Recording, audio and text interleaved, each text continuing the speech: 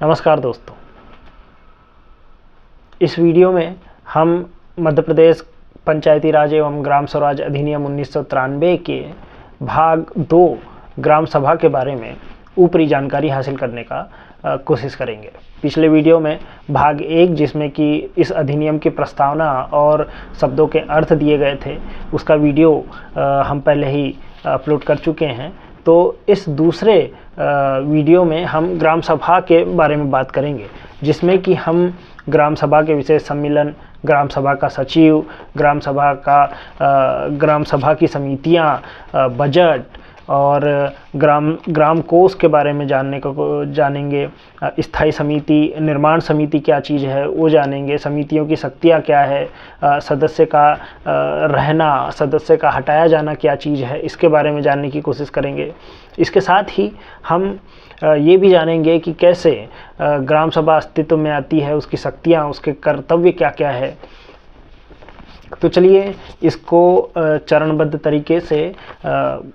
धारा बढ़ाते हुए हम शुरू करते हैं। भाग 2 ग्राम सभा के शीर्षक के साथ ये शुरू होता है, जिसमें धारा 3 राज्यपाल को ये शक्ति प्रदान करता है कि वो लोक अधिसूचना द्वारा किसी इलाके को, किसी क्षेत्र को एक ग्राम के रूप में अधिसूचित करके उसे ग्राम का अस्तित्व दे सकता है। धारा 4 कहती है कि ग्राम की अपनी मतदाता सूची होगी। धारा 5 मतदाताओं का रजिस्ट्रीकरण। वो व्यक्ति जो विधानसभा का वोटर है, वो व्यक्ति गांव का भी वोटर, उस विधानसभा क्षेत्र में आने वाले तमाम गांव, किसी भी गांव में वो व्यक्ति रहता है, उस गांव का वोटर बन सकता है। इसके साथ ही वो व्यक्ति जो किसी कारणवश विधानसभा मतलब अपने विधानसभा क्षेत्र में वोट देने के लिए प्रतिबंधित है, या वो किसी अपराध में दोष सिद्ध हो जाने के कारण या किसी पागलपन जैसी कोई अवस्था के कारण वोट देने के लिए प्रतिबंधित किया गया है, ऐसा व्यक्ति गांव का न तो विधानसभा का वोटर हो सकता है, न तो गांव का। ऐसा व्यक्ति जो किसी अन्य नगर पालिका, नगर निगम या नगर परिषद या किसी अन्य विधानसभा का वोटर हो, ऐसा व्यक्ति भी उस विधानसभा का वोटर नहीं हो सकता, उस गांव का वोटर नहीं हो सकता जिसमें वो रहता है। तो एक वोटर गांव का होने के लिए ये सबसे ज़्यादा ज़रूरी है कि हम उस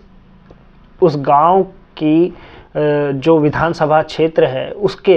वोटर योग्य वोटर हो, जो वोट दे सकते हैं। और दूसरा कि हम किसी और जगह पर एक वोटर के तौर पर दर्ज न हो। इसमें और कहा गया है कि कोई भी व्यक्ति जो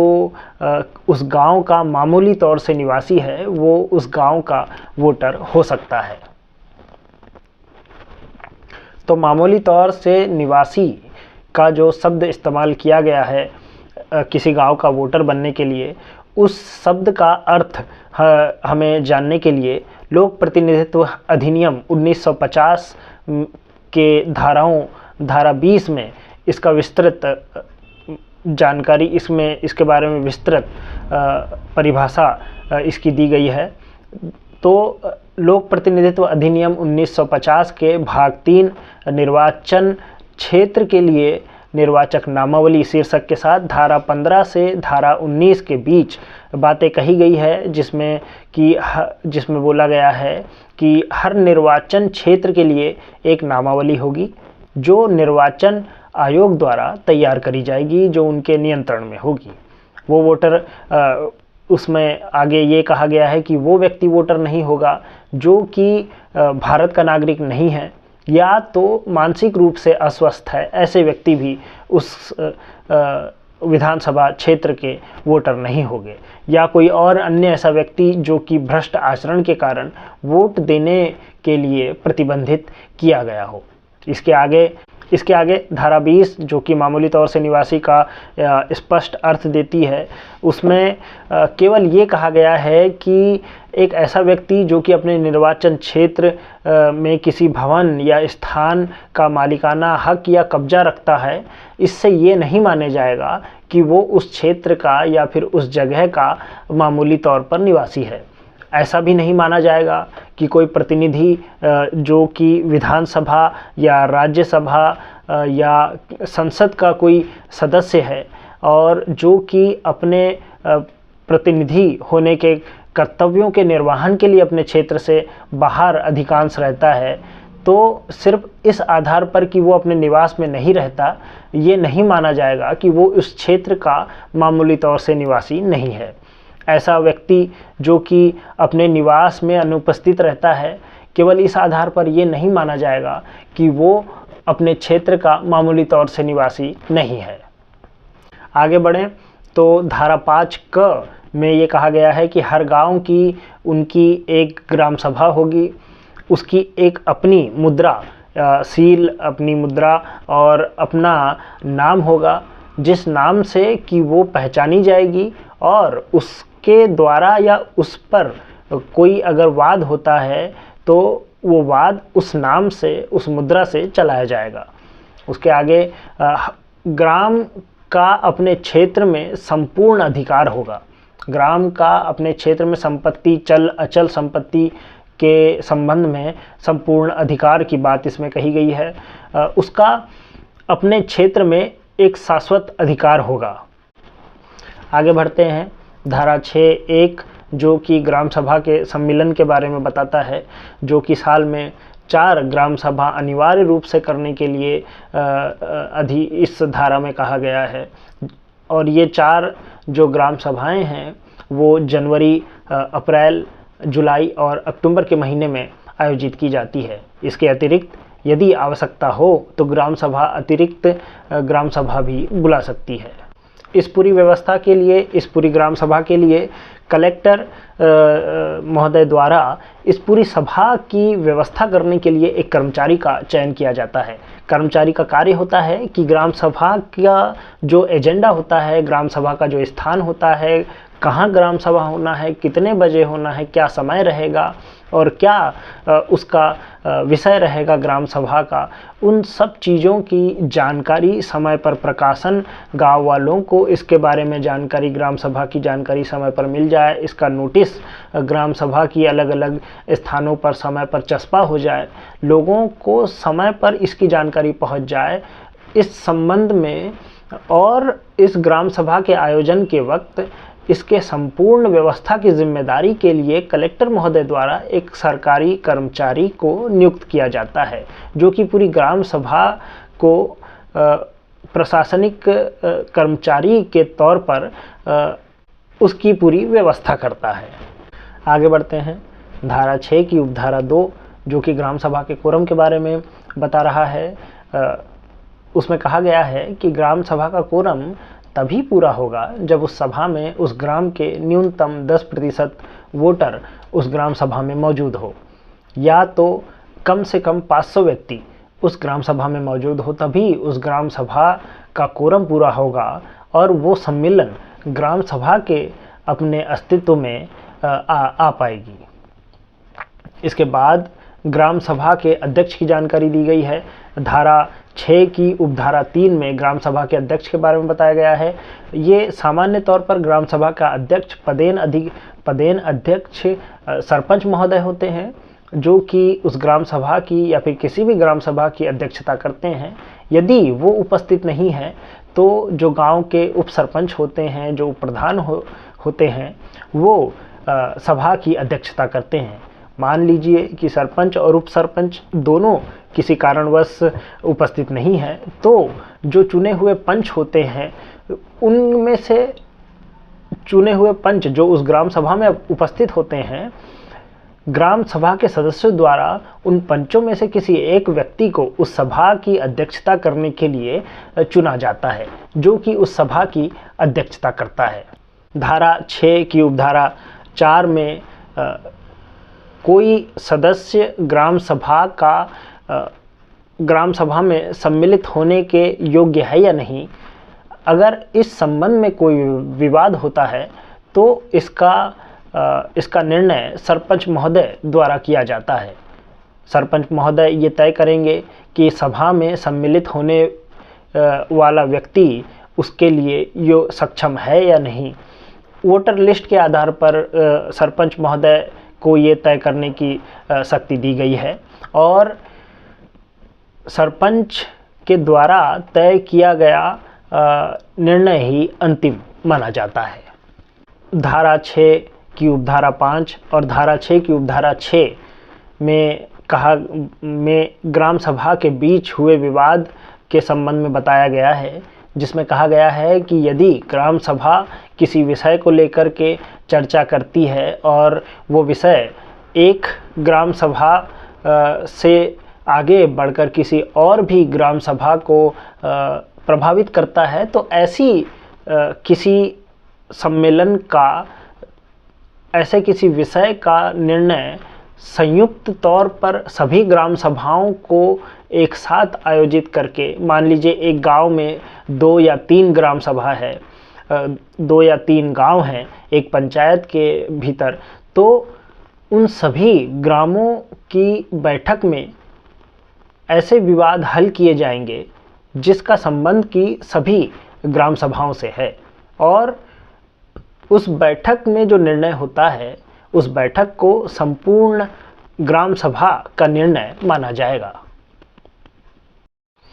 आगे बढ़ते हैं। धारा 6 क में ग्राम सभा के विशेष सम्मेलन के बारे में बताया गया है। इसमें कहा गया है कि ग्राम सभा का विशेष सम्मेलन सरपंच महोदय द्वारा बुलाया जा सकता है, या तो गांव के 10% वोटर यदि लिखित में आवेदन देते हैं तो ऐसे किसी आवेदन के प्राप्त होने की तिथि से 7 दिवस के भीतर उस ग्राम के सचिव को ये सभा आयोजित करनी होती है। धारा 6 क में ग्राम सभा के सचिव के बारे में बताया गया है। तो ग्राम सभा का सचिव वही व्यक्ति होते हैं जो कि ग्राम पंचायत के भी सचिव होते हैं और वो सचिव ग्राम सभा के अधीन होते हैं और ग्राम सभा के द्वारा दिए गए कार्य या फिर निर्देशों का पालन करना उन सचिव का कर्तव्य होता है। आगे बढ़ते हैं। धारा 6 की उपधारा ग में कहा गया है ग्राम सभा के निर्णय के बारे में। तो ग्राम सभा का निर्णय सामान्य तौर पर धारा में कहा गया है कि एक मत से तय होगा। यदि ऐसा नहीं होता है तो यदि किसी ग्राम सभा में कोई विषय उठाया जाता है और उस ग्राम सभा में उस विषय को लेकर के कोई विवाद होता है और कोई निर्णायक स्थिति पर नहीं पहुंच पाती है सभा, तो उस सभा को स्थगित करके एक अगली दूसरी सभा का आयोजित किया जाता है। उसे स्थगित करके उसी सभा को आगे दूसरे दिन आयोजित किया जाता है, जिसमें कि मान लीजिए कि दूसरी सभा में भी अगर किसी विषय को लेकर के आम सहमति नहीं बन पा रही है तो इसको गुप्त वोट के ज़रिए, उपस्थित सदस्यों के वोट के ज़रिए किसी विषय के हल के लिए, निर्णय के लिए प्रक्रिया की जाती है। मान लीजिए कि वोटिंग होने के बाद भी पक्ष विपक्ष में विषय को लेकर के बराबर मत पड़े हैं, तो ऐसी स्थिति में जो सभा के अध्यक्ष होते हैं सरपंच महोदय, उन्हें द्वितीय वोट करने की इसमें सुविधा दी गई है। सरपंच महोदय अपने विवेक अनुसार किसी विषय के बराबर वोट पड़ने पर अपना वोट किसी भी पक्ष में देकर उस विषय को हल कर सकते हैं। कोई व्यक्ति वोट देने का हकदार है या नहीं, इसका निर्णय भी सरपंच महोदय के हाथ में है और सरपंच महोदय के द्वारा किया गया निर्णय अंतिम माना जाएगा। आगे बढ़ते हैं। धारा 7 में ग्राम सभा के कृत्य, ग्राम सभा की शक्तियाँ और वार्षिक सम्मेलन के बारे में जानकारी दी गई है, उसके बारे में बताया गया है। तो आगे बढ़ते हैं। धारा 7(1) ये कहती है कि सरकारी आदेश नियम के अधीन रहकर ग्राम सभा की विभिन्न शक्तियाँ होगी।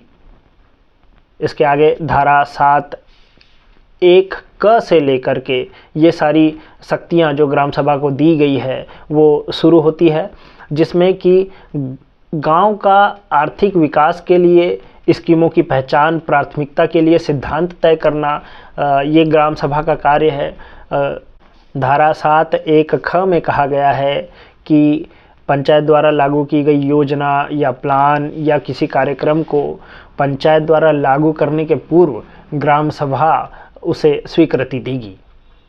7(1) ग में कहा गया है कि वार्षिक बजट पर जो पंचायत का वार्षिक बजट होता है उस पर ग्राम सभा विचार करेगी और यदि उसे आवश्यक लगता है तो अपनी सिफारिश देगी और सिफारिश ग्राम पंचायत को गंभीरता से लेना अनिवार्य है।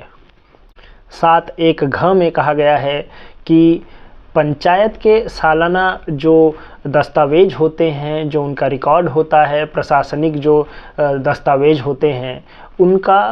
उनकी संपरीक्षा कर सकता है, उनका ऑडिट कर सकती है ग्राम सभा। उसके बारे में पंचायत से जवाब मांग सकती है। यदि कोई संशय या कोई शंका होती है तो ग्राम सभा में पंचायत के सालाना कामकाज का संपूर्ण ब्यौरा ग्राम सभा पंचायत से मांग सकती है। 7(1) ड में कहा गया है कि जो योजना होती है, जो प्लान होते हैं, कार्यक्रम जो आयोजित किए जाते हैं, उसके लिए खर्च करने के लिए, उसके लिए पैसे का जो बांटना होता है, जो खर्च करना होता है, उसके लिए ग्राम सभा की स्वीकृति लेना अनिवार्य है।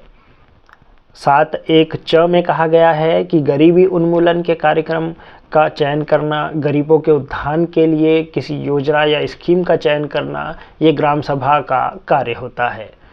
7(1) छ में कहा गया है कि हितग्राहियों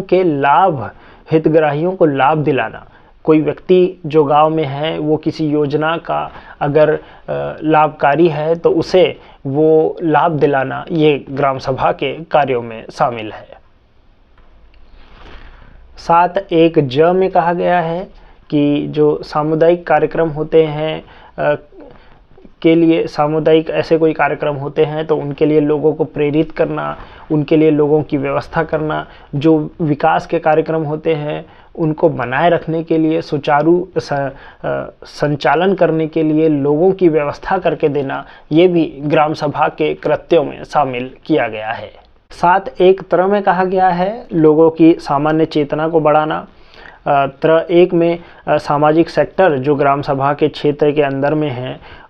उन सभी सेक्टरों में काम कर रही संस्थाओं पर पंचायत के माध्यम से नियंत्रण करना, ये भी ग्राम सभा के कृत्य में शामिल किया गया है। इसके आगे जो प्राकृतिक स्रोत होते हैं जिसमें कि जल, जंगल और ज़मीन की बात की गई है, इन स्रोतों का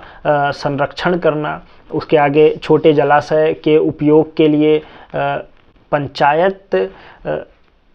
को सलाह देना, ये भी ग्राम सभा के कृत्य में शामिल किया गया है। स्थानीय स्तर पर जो योजनाएं चल रही है उसके लिए राशियों का आवंटन करना, राशियों को रोकना, ये सब भी ग्राम सभा के कृत्यों में शामिल है। इसके आगे 7(1) ट में कहा गया है कुएं, तालाब और पानी के निर्माण के संबंध में ग्राम सभा को शक्तियाँ दी गई है। उसके मरम्मत के संबंध में कहा गया है। घरेलू उपयोग का पानी उपलब्ध कराने का जो कृत्य है वो भी ग्राम सभा पर दिया गया है। 7(1) ड में कहा गया है कि पशुओं के नहाने और पीने के पानी की व्यवस्था करना। 7(1) ढ में कहा गया है सार्वजनिक सड़क, पुल, बांध का निर्माण, मरम्मत करना, जल, बिजली, गैस जैसी मूलभूत आवश्यकताओं की आपूर्ति करना, ये भी ग्राम सभा के कृत्य में शामिल किया गया है। 7(1) ण में कहा गया है सार्वजनिक सड़क, नाली, मैदान की निर्माण, सफाई और मरम्मत संबंधी कार्य करना। 7(1) त में कहा गया है उपयोग में न लाए जाने वाले ऐसे कुएं या ऐसे गड्ढे जो कि किसी प्रकार से हानिकारक हो सकते हैं, जो कि नुकसानदायक हो सकते हैं, उन्हें भरना, उसे समतल करना, ये भी पंचायत के कार्य में शामिल है। कोई ऐसे कुएं जो अस्वच्छ है, जिसका कि पानी उपयोग योग्य नहीं है, ऐसे कुओं को साफ सफाई करना, उसकी मरम्मत करना, ये भी पंचायत के कार्य में सौंपा गया है। 7(1) थ में कहा गया है प्रकाश की व्यवस्था करना,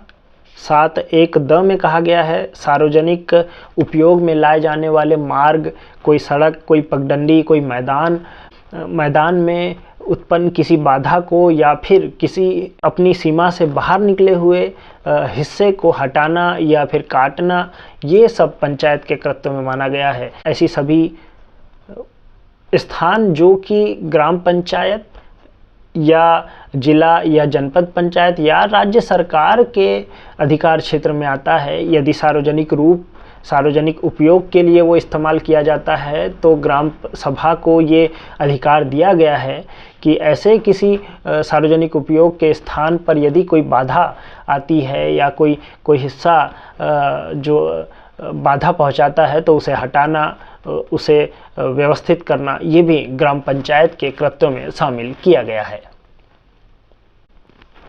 इसके आगे बढ़ते हैं। 7 एक ध में कहा गया है मनोरंजन, खेल, तमाशा जैसी दुकानें हो गई या भोजनालय हो गया, मिठाई, दूध, फल की दुकानें हो गई या किसी भी तरह के अन्य व्यवसाय जो पंचायत के क्षेत्र में किए जा रहे हैं, उन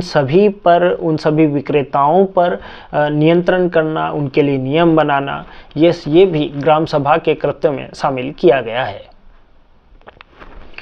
आगे बढ़ते हैं। 7 एक न में कहा गया है कि मकान, सड़क, नाली जैसी जो संरचनाएं हैं, उनके लिए नियम बनाना, उन्हें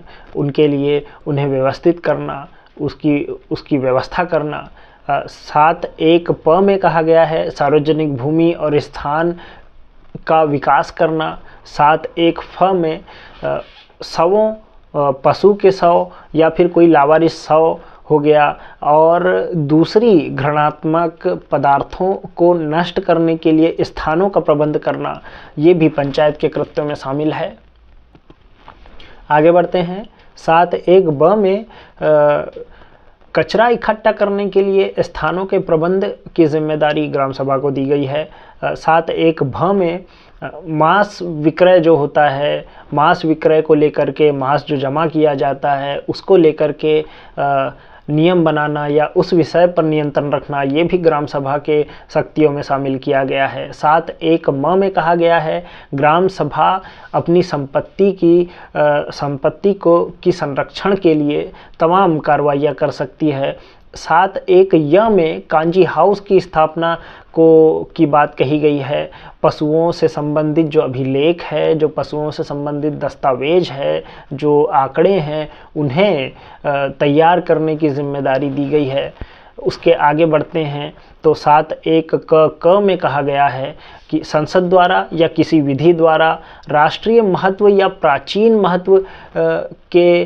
या ऐतिहासिक स्मारक जो कि उस ग्राम सभा क्षेत्र में स्थापित है, ऐसी किसी संरचना या ऐसी किसी ऐतिहासिक महत्व रखने वाली किसी संरचना के संरक्षण की संपूर्ण जिम्मेदारी उस ग्राम सभा की होगी, या फिर उस ग्राम सभा के अपने किसी ऐतिहासिक महत्व वाली कोई अगर संरचना या कोई इमारत है तो उसकी भी संरक्षण या उसकी भी सुरक्षा की जिम्मेदारी ग्राम सभा को यहाँ पर दी गई है। आगे बढ़ते हैं। धारा 7 एक ख में कहा गया है जन्म, मृत्यु और विवाह के संबंध में अभिलेख ग्राम सभा रखेगी। 7 एक ग में कहा गया है राज्य या केंद्र या कोई अन्य प्राधिकरण द्वारा जनगणना यदि की जाती है तो उसमें सहायता ग्राम सभा करेगी। 7 एक घ में कहा गया है कोई ऐसा रोग जो कि संक्रामक है, उसकी रोकथाम के लिए सरकार की सहायता ग्राम सभा करेगी। 7 एक ड में कहा गया है सरकार के जो टीका अभियान होते हैं, जो किसी बड़ी महामारी को नियंत्रित करने के लिए कोई अभियान चलाया जाता है तो उसकी सहायता भी ग्राम सभा करेगी। 7 एक च में कहा गया है कि गांव के जो गरीब और बेसहारा जो लोग हैं उनकी सहायता ग्राम सभा करेगी। 7 एक छ में कहा गया है युवा कल्याण परिवार कल्याण और खेलकूद के विषय को बढ़ावा देगी, उन्हें युवाओं को प्रोत्साहित करेगी इन विषय को लेकर के। 7.1 ज में कहा गया है जीवन संपत्ति या ग्राम क्षेत्र के भीतर आग की समस्या से निपटने के लिए समिति का निर्माण ग्राम सभा को करने के लिए कहा गया है। 7.1 झ में कहा गया है वृक्षारोपण को लेकर के ग्राम सभा के कृत्यों में ये विषय डाले गए हैं। ग्राम वनों को लेकर के ग्राम सभा को कृत्यों में डाला गया है कि उनके संरक्षण के लिए ग्राम सभा कार्य करेगी। 7.1 त्र में कहा गया है दहेज जैसी जो सामाजिक बुराई है उसके नियंत्रण के लिए ग्राम सभा कार्य करेगी। 7.1 ट में कहा गया है 7.1 ट के 1 में कहा गया है आपात स्थिति में गरीब व्यक्ति के इलाज के लिए सहायता करेगी, या फिर किसी बहुत ही निर्धन व्यक्ति के संबंध में यदि या फिर उसके किसी परिजन का अगर देहांत हो जाता है और उसके अंतिम संस्कार तक करने में वो व्यक्ति असमर्थ है तो उसकी व्यवस्था ग्राम सभा करेगी। या कोई निर्धन व्यक्ति है उसके फ़ायदे के लिए सरकार द्वारा चलाई जा रही कोई योजना कार्यक्रम या कोई नियम को ध्यान में रखकर ग्राम सभा उस निर्धन व्यक्ति को उधार भी दे सकती है। 7.1 ट में कहा गया है कि राज्य सरकार या तो कलेक्टर महोदय के द्वारा चलाए जा रहे SC ST OBC के उत्थान के लिए यदि कोई कार्यक्रम है, विशेषतः जो गांव में छुआछूत और ये छुआछूत की जो अस्पृश्यता को लेकर के जो समस्या है उसके उत्थान के लिए यदि कोई कार्यक्रम चलाए जाते हैं और ग्राम सभा को इसकी कोई जिम्मेदारी दी जाती है तो इसके अंतर्गत कार्य करते हुए ग्राम सभा राज्य सरकार, जनपद पंचायत या जिला पंचायत या किसी बड़े प्रशासनिक अधिकारी की एजेंसी के रूप में काम करेगी और इस संबंध में और उस कार्य को करते हुए जो भी आवश्यक सुविधाएं या सहायता ग्राम सभा को आवश्यक है वो उन्हें प्रदान करी जाएगी। 7.1 ड में कहा गया है बुनियादी सुविधाओं के लिए योजना बनाना। यदि गांव में कोई सुविधाओं की आवश्यकता है जो बहुत ही मूलभूत है तो उसके लिए योजना ग्राम सभा बना सकती है। 7.1 ढ में कहा गया है विभिन्न कार्यक्रमों में हितग्राहियों का चयन करना। यदि कोई कार्यक्रम चलाया जा रहा है और ग्राम सभा की नज़र में कोई ऐसा व्यक्ति है जिसे उस कार्यक्रम के द्वारा दिए जाने वाले लाभ की सख्त आवश्यकता है तो ग्राम सभा उस व्यक्ति को प्राथमिकता के तौर पर उस कार्यक्रम के लिए चयनित कर सकती है। 7.1 ण में कहा गया है कि ग्राम सभा क्षेत्र के विकास के लिए जो कार्य हो रहे हैं उसकी जांच करना, उसकी निगरानी करना, ये सब कार्य भी ग्राम सभा को दिया गया है। 7.1 त में कहा गया है हितग्राहिता मूलक जो स्कीम है, जो कार्यक्रम है, ऐसे अगर कोई कार्यक्रम या स्कीम चल रही है तो उसकी निगरानी रखना ये पंचायत के कार्य में माफ़ कीजिएगा, ये ग्राम सभा के कार्यों में सम्मिलित किया गया है। 7.1 थ में कहा गया है कि जनसाधारण में सामान्य जागरूकता को बढ़ाना, ये भी ग्राम सभा का कृत्य है। 7.1 द में कहा गया है सामुदायिक कार्य के लिए स्वैच्छिक श्रम सहायता। जो स्वैच्छिक श्रम है, लोग जो खुद से कोई सामुदायिक कार्य में श्रम देना चाहते हैं निस्वार्थ भाव से, उसकी व्यवस्था करना, लोगों को इसके लिए प्रेरित करना और ऐसे किसी कार्यक्रम में सहायता प्रदान करना, ये भी ग्राम सभा का कार्य है। 7.1 ध में कहा गया है कि अपने क्षेत्र में छोटे जलाशयों के लिए योजना बनाना, पानी जमा करने के लिए योजनाएं बनाना, ये भी ग्राम सभा के कृत्यों में शामिल किया गया है। 7.1 न में कहा गया है मछली पकड़ने जैसे जो परियोजनाएं हैं उसके लिए जो जल निकाय अगर पंचायत या ग्राम सभा क्षेत्र में है तो उसे पट्टे पर देने की शक्ति ग्राम सभा को दी गई है। 7(1) प में कहा गया है सिंचाई के लिए जलधारा या जल निकाय जैसी चीज़ों को नियंत्रित करना, उसके लिए नियम बनाना, ये ग्राम सभा के कृत्य है। 7(1) फ में कहा गया है ग्राम सभा क्षेत्र में चल रहे किसी भी तरह के सामुदायिक कार्यों संबंधी संस्थाओं या कर्मचारियों पर नियंत्रण रखना, ये भी ग्राम सभा का कार्य है। धारा 7(2) जो कि ग्राम सभा के वार्षिक सम्मेलन की बात करता है, इसमें कहा गया है कि पंचायत के ग्राम के नए वित्त वर्ष शुरू होने से कम 3 महीने पूर्व एक ग्राम सभा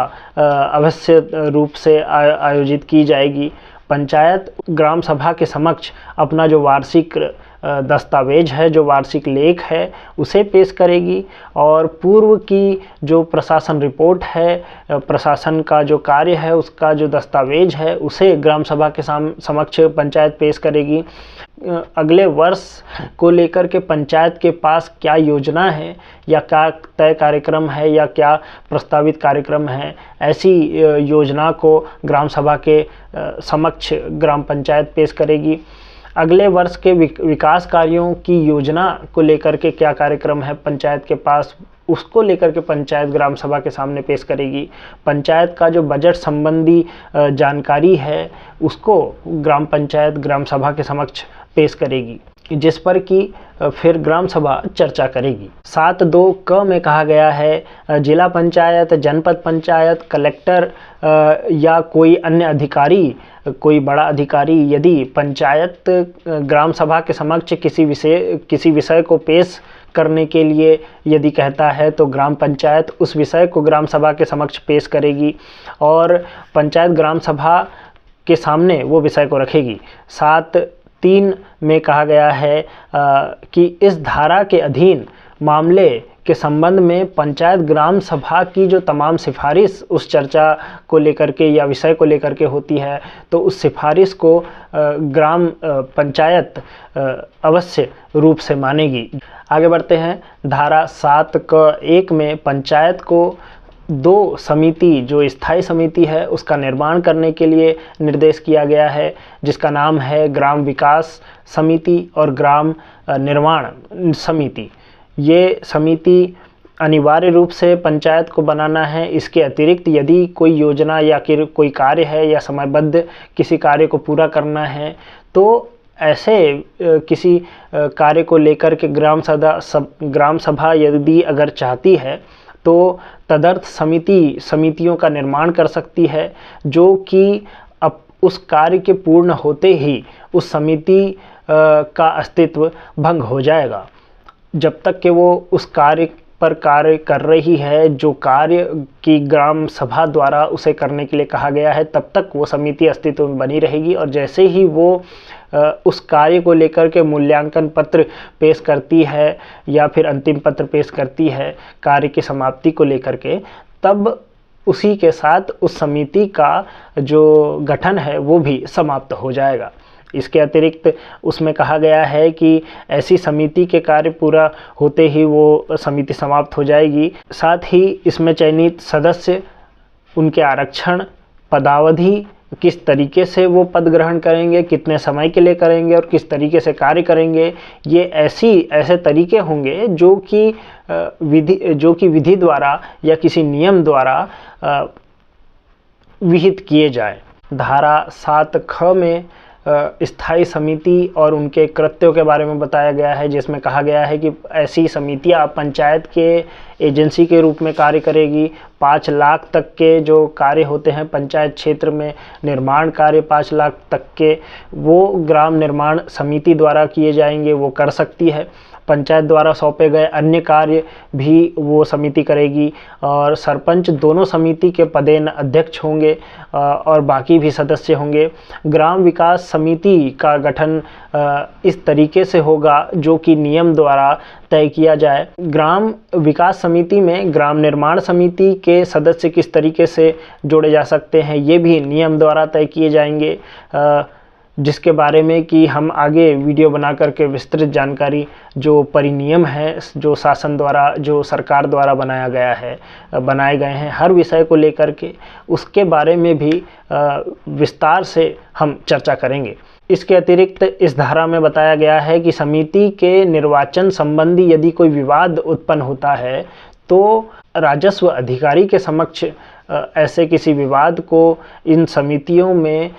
जो निर्वाचन होना है उसके संबंध में यदि कोई विवाद होता है तो वो राजस्व अधिकारी के समक्ष ये विवाद पेश होगा और उसका निर्णय अंतिम माना जाएगा। धारा 7 घ में कहा गया है कि सभी जो समितियां हैं वो ग्राम सभा के अधीन कार्य करेगी ये और ग्राम सभा के प्रति संपूर्ण रूप से उत्तरदायी होगी और ग्राम सभा के द्वारा दिए गए कार्यों को वो समितियां पूरा करेगी।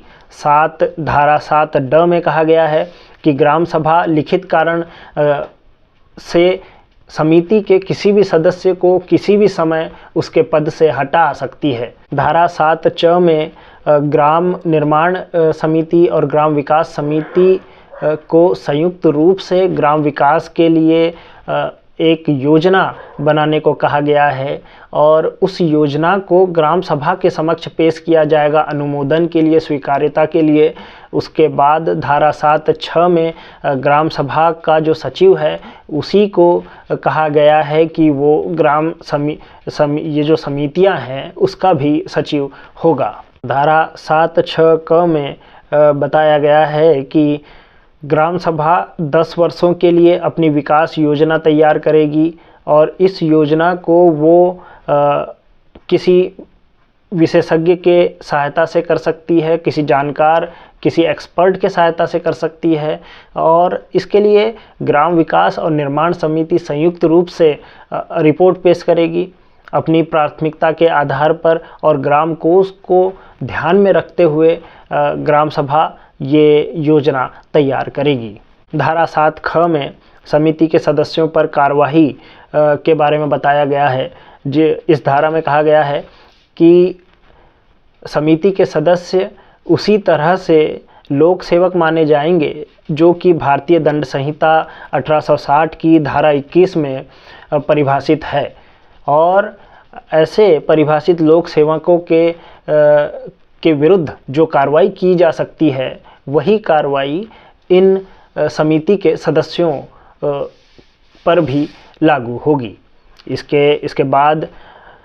ग्राम सभा का जो फैसला है उसके विरुद्ध यदि अपील करना है किसी सदस्य या फिर किसी को, अगर ग्राम सभा का जो निर्णय है वो अस्वीकार्य है तो वो अपील कर सकता है। वो अपील एक ऐसी समिति के समक्ष करेगा जिस समिति में जनपद पंचायत के जो अध्यक्ष है वो सम्मिलित होंगे, जनपद पंचायत का उस क्षेत्र का जो सदस्य है वो सम्मिलित होगा। इसके अतिरिक्त जो राजस्व अधिकारी है समिति का सदस्य होगा। इन 3 व्यक्तियों द्वारा मिलकर के जो समिति बनेगी उसके समक्ष ग्राम सभा के किसी फैसले के विरुद्ध अपील की जा सकती है। धारा 7 झ में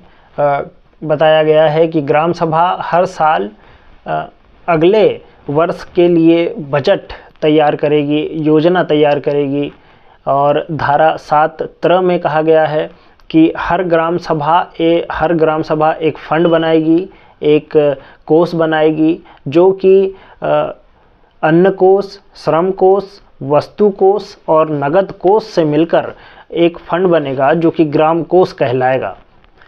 और इस ग्राम कोष में दान और पंचायत के द्वारा वसूले गए टैक्स या फिर किसी और आवक के जरिए किसी और पंचायत की आय से प्राप्त राशि को इन फंड में, इन कोष में रखा जाएगा। इन ग्राम सभा के कोष में यदि किसी विशेष योजना या कार्यक्रम के तहत कोई राशि जमा करी जाती है शासन द्वारा या किसी उच्च प्राधिकारी द्वारा तो उसका इस्तेमाल केवल उसी प्रयोजन के लिए किया जाएगा जिस कार्य के लिए, जिस प्रयोजन के लिए उस राशि को जमा कराया गया है। इसके अतिरिक्त ग्राम सभा के अनुमोदन